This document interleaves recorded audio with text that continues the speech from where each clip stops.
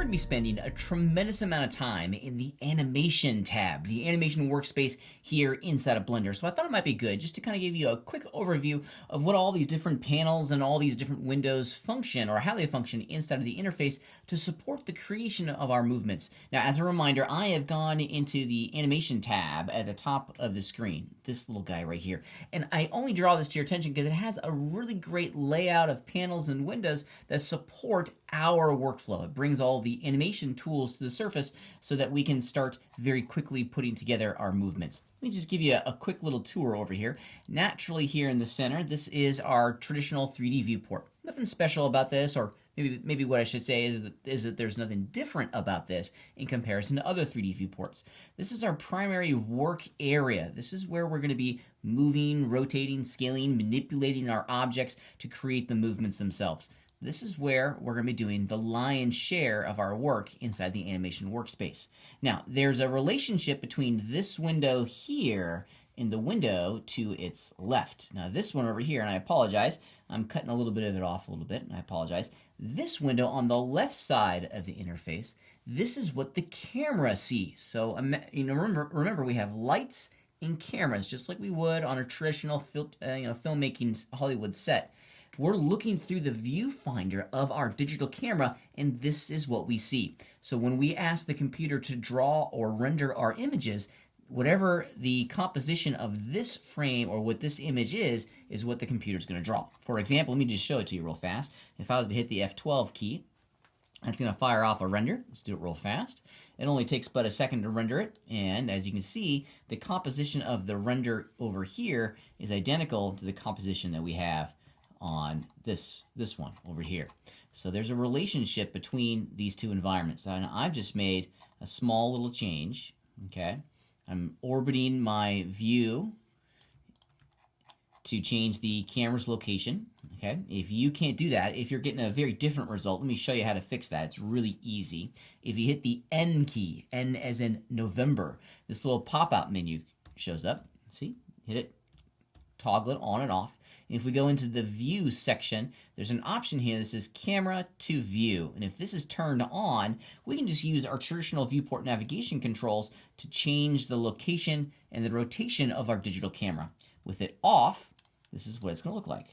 Okay, now it's just going to go into a 3D view, which is kind of frustrating. Let me get it back in there. Let's go view, cameras, and then active camera, and we're back. Let's go back and turn camera to view back on. And there we go.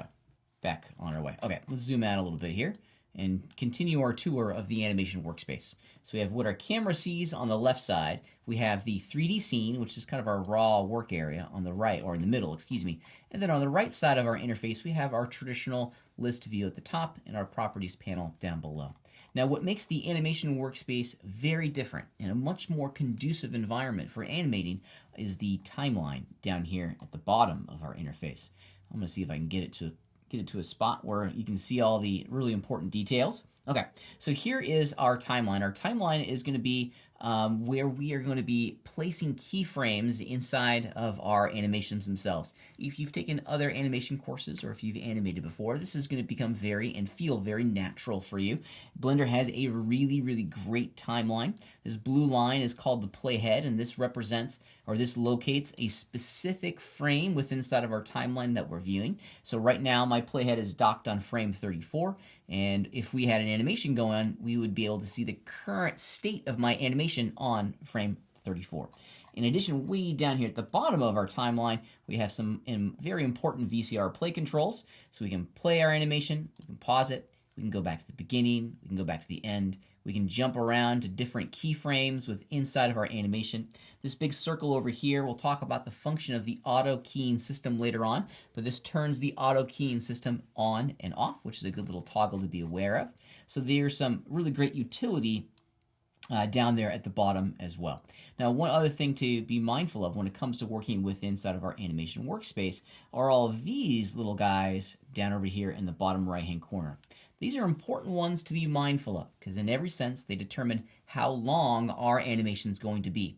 If you look very carefully in this specific project file, the first frame is set to 1, And then the last frame of our animation is 250. Of course, naturally, we can go in, we can change this. Maybe I only want to have a 30 frame animation. That's pretty cool. We can do that there. Maybe we want the first frame to be frame 0 or frame 10, whatever. Larger point being is that we get to go in and customize the frame range that we want our computer to play back our animation. However, these are not the only places that we can do this, and there's probably a more impactful area to go in order to change the duration of our animation and some other really important timeline details. Let me show you what I'm talking about. If we were to go into our properties panel on the far right hand side of the scene, there's a couple areas in here that we need to take a look at. So if we start at the top, this is going to be our tool options. These are our render options. But then if we keep going down, we have output options, and this is really where we need to look, because there's some important things in here in the context of animation that we should be mindful of. The top two values are going to determine the size of the image that's rendered. 1920 by 1080 pixels is a 1080p video signal, so that's exactly what we want for most things in this class. Of course, naturally, we can change that. The frame rate and the frame range is really what's important, because we want to make sure that we're animating the entirety, every single project that we do here, according to some broadcast standards that we use in the United States. Now, in the United States, we either broadcast at 2398. Very rarely that we do that, though. If you're working in the cinema industry where everything is progressive frames, your frame rate's going to be 24. And if you're broadcasting on television, we're going to be broadcasting at 29.97 frames a second. So those three frame rates are where we're going to be ending up for almost all the things that we do in this class. I like to do everything at 29.97. It gives us the most flexibility going forward. It ensures that the timeline that we create, or the animations that we create, can be used in any format. We can use it in broadcast on television, and we can also put it in a cinema pipeline a little bit easier.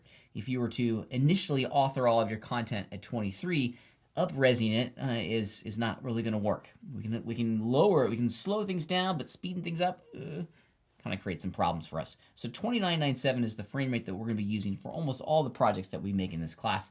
And then, of course, here is the frame range as well. So we can go and change this to 100. And if we look in the lower right-hand corner, you can see that, yeah, that value has been updated as well. So two different locations to change the start and the end range, which is pretty neat. So this is the basic overview of the Animation Workspace, its function. There's a nice little workflow that we're going to be going through between all of these panels to help us create really compelling interactive animations. The camera view on the left will allow us to always see what the physical camera is going to draw. The workspace in the center is going to be the workhorse, if you will, of our entire time in the Animation Workspace. And then our timeline downstairs is going to help us edit and create and manipulate our keyframes so that what we're producing creates that wonderful illusion of life.